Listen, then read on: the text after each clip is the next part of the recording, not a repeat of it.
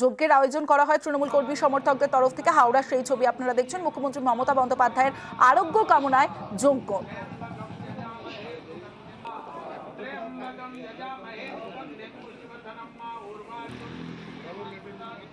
সন্ধ্যে 7টা নাগাদ বাড়িতেই চোট পান মমতা বন্দ্যোপাধ্যায়। তার কপালে এবং নাকে চোট লাগে।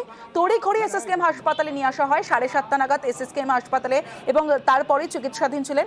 9:27 নাগাদ 9:17 বাঙুর ইনস্টিটিউট অফ নিউরো সায়েন্সেসে নিয়ে যাওয়া হয়। সেখানে পরীক্ষা নিরীক্ষার পর 9:40 এসএসকেএম হাসপাতাল থেকে বেরোন এবং 9:50 বাড়িতে পৌঁছন মমতা বন্দ্যোপাধ্যায়। সেখানেই চিকিৎসকদের পর্যবেক্ষণে রয়েছেন মমতা বন্দ্যোপাধ্যায়। আগামীকাল বেশ কিছু টেস্ট হবে তার।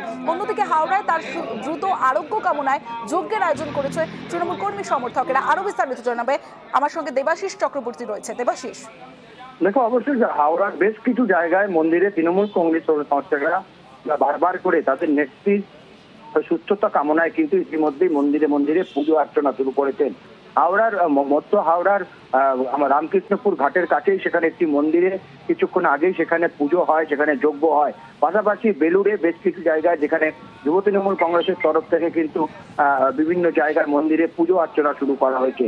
ফলে মুখ্যমন্ত্রীর সুস্থতা কামনায় যেমন গোটা দেশ জুড়ে মুখ্যমন্ত্রী থেকে রাষ্ট্রপতি সবাই তারা সেখানে বা রাজ্যপাল সবাই সেখানে সুস্থতা কামনা করছেন। ঠিক তার পাশাপাশি কর্মী সমর্থকরা কিন্তু তারাও কিন্তু উদ্বেগ প্রকাশ করছে এবং বিভিন্ন জায়গায় তারাই সুস্থতা কামনা করছেন তাদের নেত্রী। কারণ সামনে বড় লড়াই সমস্ত চলছে, সেই ছবি আমরা দেখলাম দেবাশিস।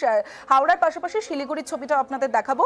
মুখ্যমন্ত্রী মমতা বন্দ্যোপাধ্যায় তিনি আহত হয়েছেন, এসএসকেএম হাসপাতালে তাকে নিয়ে যাওয়া হয়েছিল এবং তার আরোগ্য কামনায় শিলিগুড়িতেও যজ্ঞ চলছে।